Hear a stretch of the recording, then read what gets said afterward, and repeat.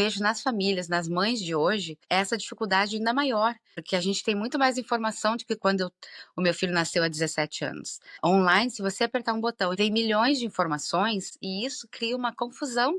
A gente já não sabe se está fazendo a coisa certa. Sendo mãe, a gente sempre acha que pode ser melhor.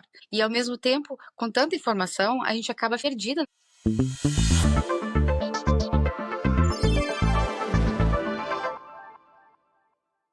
Olá, ouvintes do Entre Ciclos, bem-vindas a mais um episódio do Transições, o nosso podcast que conta histórias de mulheres que passaram por reais transformações e grandes transições na vida. E hoje eu tô com uma convidada muito especial, a Magela. Ela é professora certificada Montessori pela American Montessori Society. Ela tem 15 anos de experiência e abriu uma pré-escola Montessori na casa dela. E ela fechou essa escola ano passado e ela vai contar pra gente como que foi e está sendo esse processo, que agora ela está num novo empreendimento que é ensinar o método Montessori para pais, para famílias. Seja bem-vinda, Magela, muito obrigada pelo seu tempo, muito obrigada por aceitar esse convite de estar aqui com a gente.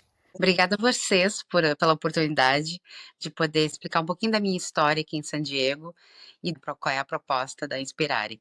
Obrigada pela oportunidade. E vamos lá, vamos tentar entender aqui, quando que foi que você começou a se apaixonar por esse método Montessori que fez você se tornar professora, abriu uma escola na sua casa e hoje está com a Inspirare aí, levando essa filosofia para dentro das casas das outras famílias. Então, começou exatamente quando meu filho ia fazer 2 anos, ele tá com 17. A gente botou ele numa escola Montessori e eu adorei o método.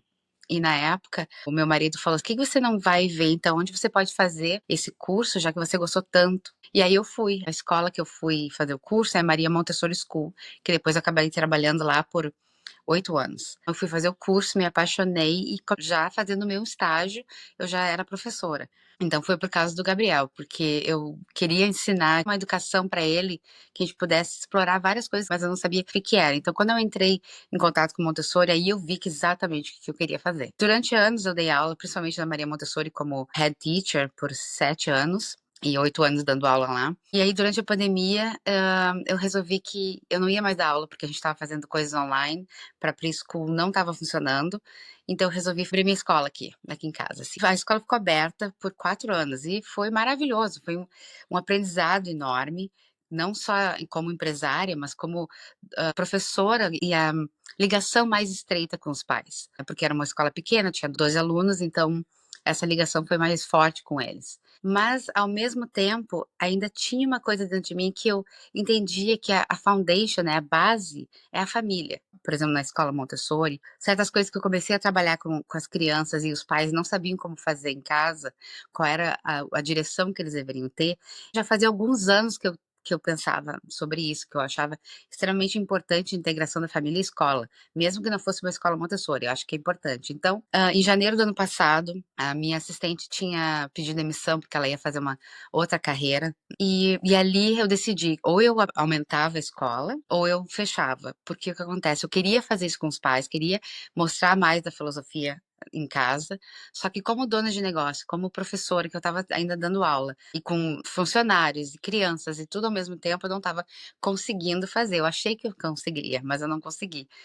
Então, o fato de a escola ser na minha casa também pesou muito, porque a escola já estava tomando conta da minha casa em si. Já não tinha mais a minha parte de casa e a minha parte da escola, era já tudo junto. Então, acho que isso já começou também a a entrar na minha rotina de uma outra forma, que antes não tinha, né, foram 4 anos aqui dentro de casa, e a decisão foi difícil, foi bem difícil falar para os pais, porque era uma coisa que era como se estivesse tirando uma parte de mim, né, foram anos dando aula, então eu realmente tive uma dificuldade de explicar o que estava acontecendo, e resolvi fechar, então eu fechei em dia 1º de março do ano passado. Nossa, Magela, dá aquele, né? Você tem uma carreira consolidada primeiro, aí você tem um negócio consolidado dentro da sua casa e que começa a te ocupar espaços íntimos, né? E que te exige não só as skills ou as habilidades de uma professora, mas de uma empreendedora, né? É muita coisa que você teve que administrar. Então, quando você falou assim, ah, eu não consegui, você falou sorrindo. Mas eu sinto assim que essas nossas tentativas de ser tudo, às vezes, e muito rápido e muito intenso. Cara, isso é muito uma coisa da mulher, da gente achar que vai dar conta de fazer tudo ao mesmo tempo. Eu acho que você fez por um bom tempo, parabéns, mas não é viável, né? Não, veio um ano realmente né, para colocar a consultoria funcionando. Não faz nem 2 meses que eu realmente abri, coloquei online, que eu comecei a fazer mais eu me apresentando, eu falando sobre o que é Montessori. E foi justamente isso, o fato de eu não ter conseguido fazer tudo ao mesmo tempo, que eu vejo nas famílias, nas mães de hoje, essa dificuldade ainda maior. Porque a gente tem muito mais informação do que quando o meu filho nasceu há 17 anos. Online, se você apertar um botão e falar qualquer coisa que você está precisando, vem milhões de informações de todos os lados. E isso cria uma confusão. A gente já não sabe se está fazendo a coisa certa, entendeu? Sendo mãe. A gente sempre acha que pode ser melhor. E ao mesmo tempo, com tanta informação, a gente acaba ficando perdida. Como eu acredito muito no método Montessori, para mim foi importante focar, vamos fazer Montessori, que é isso que eu estudei, que é isso que eu sei, que eu criei meu filho assim. E eu vi resultados em vários alunos que eu tive durante quase 15 anos dando aula. Acho que é importante isso. E você entender que você não está sozinho nisso. E que errar vai fazer parte. Eu vejo também que tem pessoas muito novas querendo falar de coisas que elas viveram pouco. Você viveu isso na pele durante muitos anos e você tem um filho, né? Também é importante sempre pensar aquilo que a gente traz para a mesa. Os nossos anos de experiência contam, não é só Montessori, mas é a Montessori mais a vivência da Magela com a Montessori, mais a vivência da Magela como professora da Montessori, como mãe Montessori, vamos dizer assim. A gente vai conhecer um pouquinho mais sobre o método. Agora eu queria focar um pouco na sua história. Eu tive muita vontade de colocar meu filho numa escola Montessori, uma época não era perto, não conseguia achar essa conexão com uma escola Montessori. Mas estou muito interessada em ouvir e acho que as nossas ouvintes aqui, que têm filhos pequenos principalmente, precisam ouvir essa conversa. Então, você percebeu que uma coisa não estava legal, você tomou sua decisão e você tirou um ano sabático, vou dizer assim. E como que foi esse ano? Como que isso afetou a sua vida, seus relacionamentos, suas finanças, sua saúde? Como que foi esse ano para você? Foi um ano de entrar para dentro, para pensar, realmente é isso mesmo que eu quero fazer, foi a decisão certa, apesar de eu achar na época que tinha sido, eu precisava pensar exatamente se foi a decisão certa e para onde eu iria. Então eu tirei esse ano para pensar nisso. Obviamente mudaram muitas coisas, a parte financeira mudou muito, porque eu tenho um segundo trabalho, mas realmente não era a mesma coisa que a escola, né. Isso foi uma parte que eu tive que me reajustar, depois de 4 anos, né. Foi um reajuste. Eu também me voltei muito para mim, eu saía, fazia parte social com amigos, mas era uma coisa, assim, que eu estava simplesmente pensando só nisso. Eu queria realmente me focar, porque eu já estou na metade da minha vida praticamente, né, se Deus quiser. Então, ainda tem bastante pela frente. Eu queria estruturar essa de uma forma concreta, entendeu? Não ficar no ar.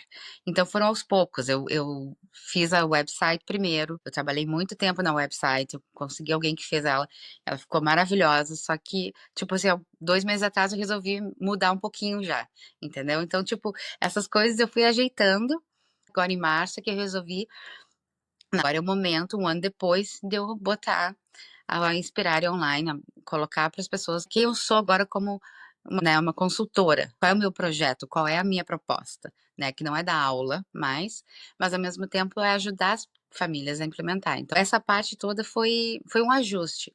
Foi um ano onde eu tirei para realmente pensar na minha vida e pensar exatamente o que que eu iria fazer. E você tem algum conselho que você recebeu durante esse período? Algo que você viu ou ouviu e que fez toda a diferença para você? Sim, eu tive várias pessoas e mentoras, que ainda tenho, que me disseram: "Você tem esse conhecimento. Antes você mostrava esse conhecimento para as crianças, agora, se a sua proposta é com as famílias, tenha coragem e faça, confie nesse processo", entendeu? Porque a gente não confia, como mãe a gente acaba não confiando tanto. Então, né, chegou o meu momento de confiar no processo de que a empresa tem futuro. Eu só tenho que realmente regar ela como a gente rega uma plantinha ou como a gente cuida do nosso filho. Então eu tenho que cuidar dela. E eu não estava pronta para cuidar dela. Agora sim, agora eu resolvi. Então eu escutei muito disso. Você consegue, vai dar tudo certo.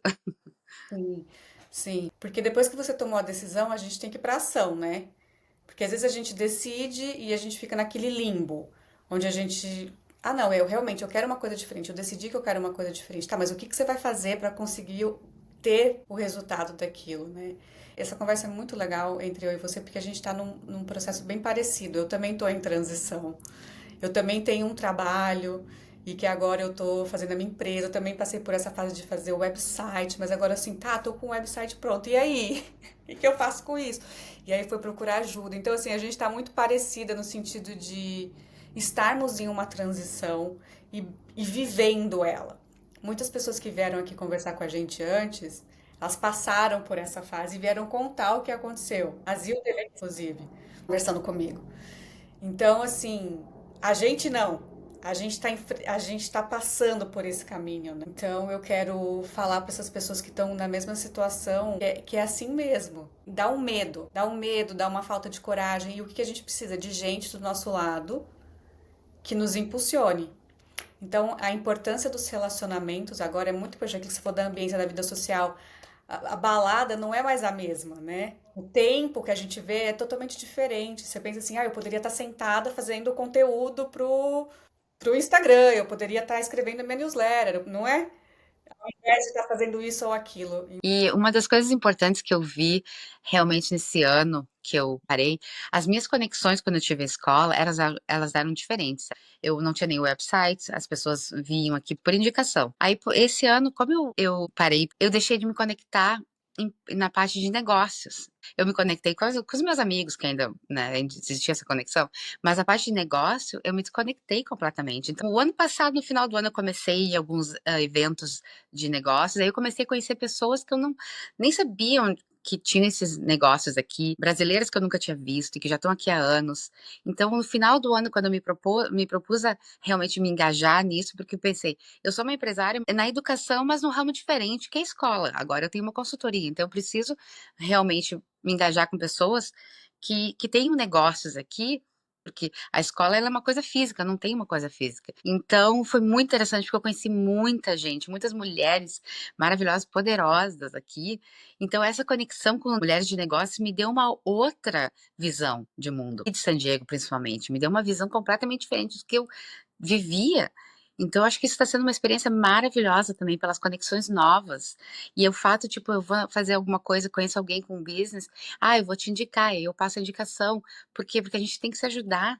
Então, achei, assim, maravilhosa essa ideia de se conectar de verdade com as pessoas. E é o que aconteceu com a gente também, né? Foi quando a gente se encontrou. É isso, a gente às vezes acha que o ambiente empresarial ele é muito competitivo. Ele é, de fato, quando você está competindo nas mesmas áreas. Claro, mas encontrar um grupo de pessoas que está passando pela mesma situação que você, que é o nosso caso, que como eu encontrei a Magela em um evento de acelerador de negócios, eu na minha trajetória, ela na trajetória dela, a gente falou, "Ai, vamos fazer uma colaboração então."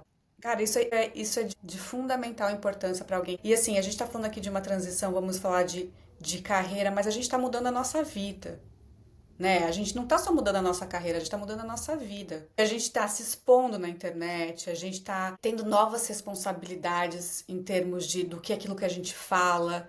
Uma das grandes preocupações que eu acho que você deve ter é com como as pessoas recebem as informações que você dá, porque a gente está sujeito a tudo. Hein? E hoje, com inteligência artificial, que você coloca qualquer coisa na inteligência artificial e sai um monte de conteúdo, a gente tem que tomar muito cuidado com aquilo que a gente está passando para as pessoas quando a gente está exposta desse jeito. Eu tenho uma preocupação bem grande com isso. É, exatamente. Porque, por exemplo, a escola, quando eu tinha que ter autorização dos pais para colocar as fotos das crianças, né? E a minha parte social, ela era privada. Eu colocava coisas na internet, mas eram para grupos de amigos. Então eu não expunha a minha vida, tudo que eu fazia. Era assim, eu ia viajar, tirava uma foto, umas coisas, colocava da viagem, mas não era uma coisa constante. E agora, com o Inspirar, eu tenho que ser constante. Isso realmente é uma coisa que eu tive que aprender a fazer de uma forma que não seja tão agressiva, e porque eu acho que quando tem demais, eu como consumidora prefiro não ver. Então, por enquanto, eu não tô colocando tantas coisas, porque eu prefiro que seja aos poucos. E ao mesmo tempo, realmente, tem que cuidar no que vai falar, tem que cuidar no que vai expor, para que essas imagens ou esses textos não sejam distorcidos também, né? Porque realmente com o AI agora, essas imagens estão soltas na internet, a gente não sabe, né, na mão de quem que vai parar, então tem que realmente confiar o processo, porque é, não é É muito isso aí. fácil. A gente empreender, né, e se tornar empresária, que é o que a gente quer no final das contas, é um grande risco que exige coragem e um pouco além daquilo que você foi na sua zona de conforto. Eu acho que é sobre isso que a gente está vivendo aqui. E você falou que a parte financeira foi uma parte que pegou muito, né? Eu sou da área financeira, né? É a minha especialidade. Mas eu vejo que mesmo eu sabendo muita coisa de finanças, sabe? Sendo aquela pessoa que tem os meus controles, tem os meus investimentos, me preparei um pouco para isso. Eu vejo que eu tenho muita ansiedade sobre se vai ser possível eu ganhar a mesma coisa que eu ganhava, que eu ganho hoje, ou que eu ganho fazendo o que eu faço. Você tem isso também? Sim, agora menos, porque agora eu tenho um suporte maior, mas quando eu fechei a escola, como eu falei antes pra você, eu não tive um planejamento, entendeu? Eu não planejei fechar a escola. O que, perante um empresário, é um erro gigantesco, você não preparar mesmo a abertura de um negócio, ou o fechamento de um negócio. Eu não preparei. Então, por isso que essa parte financeira realmente ficou mais debilitada. E realmente, por um tempo, eu pensei que eu não ia conseguir. Mas ao mesmo tempo, eu confiei de novo nesse processo, no que vai dar certo, que eu só tenho que fazer a minha parte e que as coisas vão andando. O ano passado foi bem complicado financeiramente, mas agora eu penso assim, não, eu vou dar um tempo, é um bebê, essa empresa é apenas um bebê. Então o bebê tem que ser nutrido. Então a gente está nutrindo ela. O que eu faço não é visando o dinheiro em si, é visando que eu posso ajudar as famílias, porque eu vejo a diferença, eu vi a diferença dando aula, nas pequenas coisas que eu falava para os pais mudarem em casa, como mudava em casa para eles e para as crianças. Então eu sei que funciona, eu sei que pode, e acho que as pessoas, a gente está nesse mundo, a gente está precisando disso, a gente está precisando de crianças que realmente tenham essa paz interna, que elas façam as coisas porque elas querem fazer, elas têm a curiosidade de fazer. Não porque alguém tá mandando elas fazerem ou porque tem que ser feito. E essa parte já não tá me preocupando, entende? O que eu quero atingir é muito maior do que isso. Então, vai acontecer, obviamente, mas essa parte não é uma preocupação nesse momento. Não, não, e você falou tudo. Você falou tudo. É um bebê que você está criando, né? É aquilo que a gente esquece que no emprego que você tinha antes foram quantos anos, né, para você chegar naquela situação, né? Então agora é isso, é um recomeço. As expectativas aí tá naquilo que você vai entregar e o resultado vai vir conforme a sua entrega. Eu vejo isso muito também. Eu confesso que é desafiador, né? Você ficar naquela dúvida, ai meu Deus, será que vai? Será que vai? E eu acho que é muito mais daquela coisa da gente confiar na gente mesmo, né? Da gente confiar no nosso papel novo. Mas a gente tem a ajuda das mentoras para isso, né? Como que você encara esse novo papel e confronta teus medos. Bom, agora eu quero mudar um pouquinho. A gente quer que você sente agora na cadeira de especialista e nos explique o que da Montessori te atraiu e quem que é o teu público-alvo e como que você pode ajudar essas pessoas. Então, quando eu tive o meu filho Gabriel, a gente se mudou para uma casa que a gente teve que montar, né? E eu, dentro de mim, eu já sabia, eu não vou colocar muitos móveis nessa casa, porque eu vou ter um bebê. E o bebê não precisa de muitos móveis, né, para eu ter que ficar dizendo cuidado aqui, cuidado ali. Então eu escolhi montar a minha casa bem simples. Não tinha grades em lugar nenhum, a única coisa que eu fechava era onde ele não podia mexer, que era limpeza, essas coisas. Então ele teve esse acesso na casa, como qualquer pessoa da casa. E isso era meu, tipo, não foi uma coisa que eu li a respeito, não li quase nada quando eu estava grávida sobre filhos, eu estava só curtindo a minha gravidez. Então quando eu entrei em contato com o Montessori, eu vi que eu estava indo num caminho mais ou menos parecido. E como a Montessori é extremamente a respeito de independência, da criança ficar confidente no que ela está fazendo, que é através de uma rotina que se consegue isso, e que tem que ter liberdade com limite. Que eu sempre, para mim, é importante dar limites, entendeu? Então eu estava indo no caminho certo, mas eu não sabia exatamente o que estava acontecendo. Então, quando eu conheci Montessori, aí eu vi que eu estava no caminho certo, justamente porque alinhava com o meu estilo. Então, assim que eu fui fazendo o curso, eu fui aprendendo e fui aplicando em casa. Tudo que eu aprendia, tudo que eu lia, eu falava com o Cristiano e a gente aplicava em casa. Foi um workshop com o meu próprio filho, vamos dizer assim. Um projeto piloto. Ele era, né, quem a gente estava estudando e trabalhando nele. Foi assim que eu fui fazendo. E aí, claro, assim que eu aprendia sobre diferentes idades, eu ia aplicando assim que ele ia crescendo. E quando ele tinha 2 anos, ele foi entre uma escola Montessori, Aí eu aprendi com as professoras. E aí, quando eu comecei a dar aula, eu aprendi com as professoras que trabalhavam comigo, com as diretoras das 2 escolas que eu dei aula. Foi um processo de aprendizado o tempo inteiro. Foram 15 anos dando aula, 15 anos com meu filho junto. Não foi uma coisa separada, eu incorporei os 2. Com experiência de professora e mãe que eu apliquei a filosofia Montessori em casa, agora a Inspirare é o conjunto disso. Juntou os 2 num só. Com essa experiência de ser mãe e ao mesmo tempo professora, eu consigo mostrar para as famílias que não importa o que está acontecendo, é muito fácil mudar, é uma chavezinha às vezes que precisa. Essa parte eu faço de olhos fechados, porque é uma coisa que eu amo fazer, eu sei que funciona. Eu encontrei meu propósito, de verdade, encontrei a minha missão, que eu adoro criança, é tão importante isso para eles, eles precisam tanto dessa parte que a gente às vezes esquece que essa rotina, esses limites, então dizer não é importante, óbvio, né, você vai saber por que você está dizendo não, mas acho que o não, a frustração, a criança precisa se frustrar. Nos dias de hoje, os pais não estão deixando elas se frustrarem, dão tudo que elas querem assim, para não chorar ou para não ficar triste, mas essas emoções são importantes. Mas eu precisava dar aula por todos esses anos para ter essa experiência prática, né? Na mudança da criança, vem da criança também, sem saber que isso ia levar para um outro futuro. Com certeza você conseguiu unir o melhor dos dois mundos aí, da teoria e da prática, com a maternidade, né? Eu tenho um filho de 9 anos e eu sinto, assim, que o fato de eu não ter tido uma estrutura certa, uma filosofia, mas eu não tive uma filosofia de educação. Eu simplesmente fui por instinto, né? E o instinto ele te dá coisas boas, mas tem hora que você fica perdida. Se eu pudesse voltar atrás, hoje, pensando na minha maternidade, eu acho que eu teria pensado mais qual que é a minha filosofia de educação, né? Como que eu vou me orientar aqui? Porque acho que iria ser mais fácil, né? Agora que meu filho tá com 9 anos, chegando, né, pré-adolescência, as coisas, você começa a ver algumas coisas que você fala, nossa, e isso que você comentou exatamente, sabe? Dessa questão da frustração. Como eles têm dificuldade de lidar com sentimentos, né?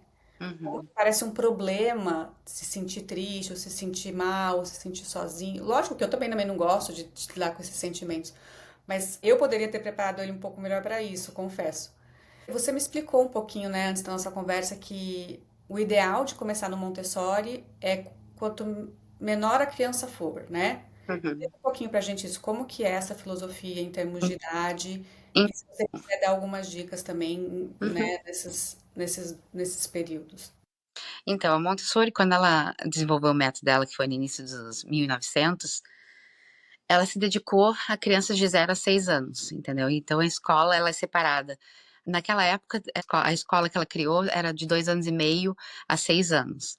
E aí, agora tem especialização em toddlers e também de 3 a 6, de 6 a 12, que é o que se divide em escolas Montessori. Mas o que acontece? Várias teorias científicas de psicólogos, psiquiatras, vários educadores falam que do 0 ao 6 é uma idade crucial. É onde você está praticamente trabalhando a personalidade da criança e como essa criança vai se desenvolver como um adulto. Entendeu? Então, essa parte é extremamente importante. Saber lidar com as emoções, que você tem a liberdade, mas que ela tem limites também, porque você não pode avançar a sua liberdade onde começa do outro. Então tem que ter esse trabalhar essa parte, entender isso. Então por isso que a frustração é uma delas. Porque a criança nos dias de hoje, principalmente nos dias de hoje, eu venho acompanhando isso durante 15 anos e vem mudando muito. As crianças que eu dei aula há 15 anos atrás são completamente diferentes agora, das crianças da mesma idade. Por quê? Porque o mundo mudou radicalmente nos últimos 5, 6 anos. O que acontece? Essa frustração chega a ser um problema porque a criança não entende que ela pode sim ouvir um não, que o não não é uma coisa ruim para ela. Então, como professora, eu falava muito para os meus alunos: o não é tão bom quanto o sim. Só que tudo depende do que você está falando, aonde vai ser aplicado. E isso eu tô falando de crianças assim, de 3, 4, 5 anos. E eles entendiam. Eu sempre falo para os pais: quando você fala não, continua com aquele não. Não muda de ideia. Porque a criança precisa exatamente isso. Eles precisam da nossa ajuda em termos de como vai se desenvolver no mundo. É em casa que a gente prepara eles para o mundo lá fora. A escola é uma ramificação disso, mas a parte mais importante é dentro de casa. É onde a criança tem esse modelo, ela observa tudo, ela absorve tudo que ela vê. Então é em casa que realmente tem que mostrar para a criança que sim, a gente vive numa pequena comunidade dentro de casa. e que essa pequena comunidade ela se transforma, ela fica maior lá na rua. São coisas pequenas que a gente pode ir mudando dentro de casa para que a criança consiga se sentir mais calma, mais confidente, sabe? Tomar decisões. Criança pequena, por exemplo, você não pode dar várias sugestões para ela escolher. Não, você tem que botar 2 sugestões e dizer o que você prefere. Ao invés de dizer: "Coloca o seu sapato agora, porque a gente tem que sair", e a criança às vezes não quer ouvir que você tá me dizendo que eu tenho que fazer, certo? Porque uma criança de 2, 3 anos já começa, né, não quer ouvir. Então o que acontece? Você fala: "Você quer botar o tênis azul ou vermelho?". E aí o cérebro dela já entende que ela pode fazer uma escolha, então ela não tá sabendo que você já escolheu por ela. Porque qualquer uma das 2 tá bom pra ela ir pra onde vocês vão.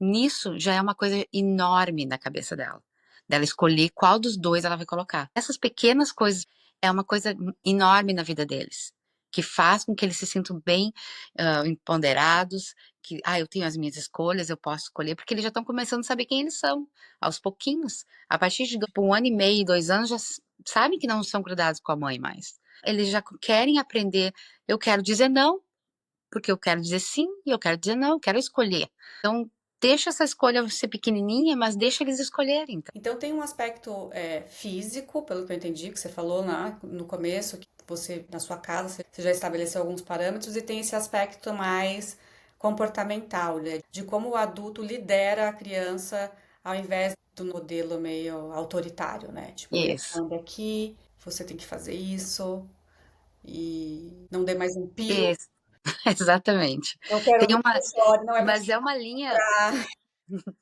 mas olha só, é uma linha bem tênue, porque a gente passou da nossa geração tinha que realmente obedecer os pais, e muitos de nós chamavam senhor e senhora os pais, né, para onde agora os filhos é que delimitam as escolhas da família, entendeu? Onde você tem uma criança de 2, 3 anos dizendo o que que vai ser feito, onde a gente vai ir, entendeu? Então, eu acho que como tudo na vida tem que ter um equilíbrio.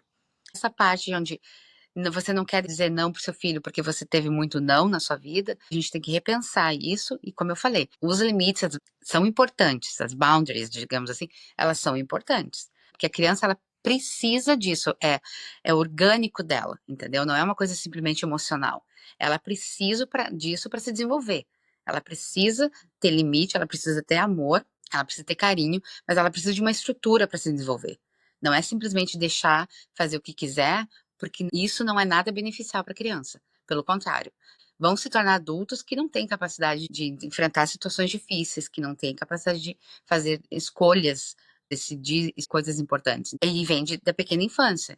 E como você falou, por exemplo, seu filho tem 9 anos, a gente conversou antes, não é uma coisa que seja impossível de fazer. Só que como certas coisas que você não fez quando ele era menor, por exemplo, e você quer mudar agora, essas mudanças têm que ser repensadas devagar e mais trabalhadas do que se a criança é pequena. Porque quando a criança é pequena, ela está absorvendo tudo perto dela. E ela vai olhar você fazendo, vai ser natural para ela fazer. Só que não mais para uma criança de 8, 9 anos, 10 anos. Não é mais natural, porque ela não viu você fazendo isso antes. Então, o que eu digo para os pais de crianças mais velhos e adolescentes é sentar e aí realmente conversar, porque eles já são bem mais velhos, eles têm toda uma capacidade cognitiva de entender essa parte e reestruturar as certas rotinas na família em conjunto. O sentar e conversar, por exemplo, fazer uma parte de estudos separado, ou os chores, que a gente chama, né, em inglês, fazer ajuda em casa. Não você tem que fazer porque, né, todo mundo faz. Não, você tem que fazer porque a gente mora aqui junto. Eu faço almoço, eu lavo a louça, a gente vive numa comunidade. A gente vai acabar vivendo sozinho, a gente vai acabar vivendo com alguém, vai casar ou vai viver com amigos. Então, essas pessoas também não vão querer que a gente fique deitado no sofá enquanto eles fazem tudo em casa. Por isso que é importante, aos poucos, mostrar que não é para mim que você está fazendo. Meu filho não faz as coisas para mim. Ele faz por ele, para que ele seja um adulto responsável e tenha responsabilidade pela vida dele. Então, para crianças mais velhas, realmente é uma coisa a ser trabalhada com um pouco mais de conversa, mais interação realmente com a criança e com os pais. Porque se você vai mudar certas coisas, eles são mais irredutíveis à mudança. Quanto mais velho, menos a gente quer mudar, entendeu? Então, tem que pensar esse lado também. Então, só refraseando algumas coisas aqui para ver se eu entendi A gente provavelmente viemos de casas mais autoritárias, somos mais permissivas e agora a gente está meio perdido entre esses dois mundos, né? Então, acho que o que você está falando aqui, a filosofia da Montessori, ele vai falar, gente, nem tão cá, nem tão lá, vamos achar um meio do caminho, para que essas crianças tenham mais estabilidade, elas saibam que não é não, mas também tem espaço para o sim. Exatamente. Sim é sim, mas às vezes vai ter um não ali que vai entrar. E elas ocuparem um espaço mesmo dentro dessa casa e não ser só a criança que manda em tudo. Eu acho que eu fui muito essa mãe de querer ser mais permissiva, assim, sabe? Eu percebo eu e meu marido, e tem a coisa do pai e da mãe, né, também. Eu acho que essa nuance também, né? Tipo, o pai é mais de um jeito, a mãe é mais de outro, e aí causa muito embate. Eu tenho mais duas perguntas para você, porque a gente já tá chegando no final. Quando você vê isso acontecendo, essa nuance entre pai e mãe, como que você lida com isso, né, do ponto de vista de consultoria? Eu entendo que eu mesma passei por isso, entendeu? Por mais que o Cristiano, na época, me incentivou a fazer o curso e lia também, chega que somos pessoas diferentes, pensamos diferentes, entendeu?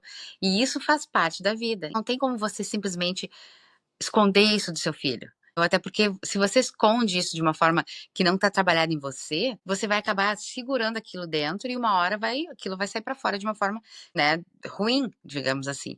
Então o que eu digo geralmente para as famílias é conversa antes, tipo assim, daqui para frente a gente decidiu mudar do que a gente vai fazer, por exemplo, se a gente vai ter uma consultoria Montessori, uma consultoria com coach de criança, qual seja a decisão de trabalhar junto, conversar, ok, então agora a gente vai partir daqui para cá. Trabalha isso antes de tomar as decisões importantes. Conversa, olha só, o que vai acontecer, que decisões a gente tem que tomar juntos e quais são as decisões que o pai e a mãe podem tomar separados. Porque são 2 pessoas diferentes e a criança precisa dessas duas autoridades. Precisa saber que a mãe e o pai são diferentes e que às vezes não vão concordar com tudo, mas continuam sendo uma família, entendeu? Não precisa brigar, mas você não precisa concordar com tudo, porque também você está ensinando que lá fora você não precisa concordar com todo mundo. Você pode ter a sua opinião e expressar a sua opinião e as pessoas ouvirem e decidirem o que elas querem fazer. O que eu mais sugiro é tome a sua decisão, mas de uma forma onde você está ciente e converse com o seu parceiro. Porque a comunicação é a base de uma boa relação, em todos os sentidos. Então, acho que comunicação entre a família é extremamente importante. É isso que eu falo. Se não existia antes, agora precisa existir, entendeu? Sim, você falou uma coisa importante, porque eu percebo isso, às vezes, por mais que às vezes a gente combine, tem alguns pontos que a gente vai conseguir combinar, mas tem algumas coisas que eu não abro mão, e eu acho que tem algumas coisas que meu marido também não abre mão. E é isso aí, a gente vai ter que lidar, né? E eu, às vezes, eu falo, bom, então eu vou deixar você conduzir essa parte aqui que eu É, seria de outra exatamente. maneira, mas você é o pai. É, exato, porque a criança precisa Precisa, entender que os dois são importantes na vida dela, né? entendeu? Bom, a minha última pergunta é uma pergunta polêmica. Acho que eu já até sei um pouco de como que vai ser a sua resposta por onde ela vai, mas vou perguntar. E as telas? Como que é as telas na Montessori? Bom, respondendo rapidinho. Quando ela criou o método, não existia televisão, né? Então, essa parte não era importante. Aí, o que eu durante esses anos, eu notei, quando eu fiz o curso, a gente tem vários binders com as lições, de como a gente vai apresentar as lições para os alunos, entendeu? E elas muitas vezes demoram um pouquinho. Não existe quase palavra, a gente tenta mostrar e falar o menos possível. Então, tudo isso eu fui vendo a diferença entre crianças. Quando eu comecei há 15 anos, as crianças paravam mais do que as de agora, entendeu? Eu tive alunos agora, meus últimos alunos, que a concentração deles não era porque tinha algum problema de concentração ou alguma distúrbio de concentração, não, é porque realmente não está mais acostumado, porque tem realmente tablets, tem telefone. Porque acontece, quando você tem uma televisão que ela está lá do outro lado da sala, você está sentado vendo, é uma coisa, que a gente cresceu com televisão. Que não é que tem que ver toda hora, mas é uma coisa que faz parte da vida. Só que no momento que você pega e traz para você na sua frente, a sua concentração muda completamente. E isso, research estão mostrando que ao longo dos anos vai dar problema, né, de concentração, de self-regulation, de várias coisas nessas crianças. Te dar um exemplo rapidinho. Eu tive uma aluna na outra escola que eu dei aula. Ela era extremamente criativa. Fazia coisas com os materiais Montessori que eu nunca tinha visto nenhuma delas fazer. Só que com números e leitura para ler, ela não conseguia seguir adiante. Mas eu sabia que não era uma coisa que ela tinha de problema, que era alguma coisa diferente. Então, eu tive reuniões com os pais, até que eu perguntei: como é que vocês fazem com essas coisas em casa? Vocês estão... Porque a maioria dos pais quer ensinar um pouco em casa. E aí eu perguntei: como é que vocês fazem? Ela disse: a gente tem um aplicativo maravilhoso no tablet dela, que ela vai, que ela conta, que ela faz isso, faz aquilo. Por isso que ela não estava conseguindo fazer aqui em sala de aula, porque criança na idade de 0 a 6, ela aprende do concreto para o abstrato.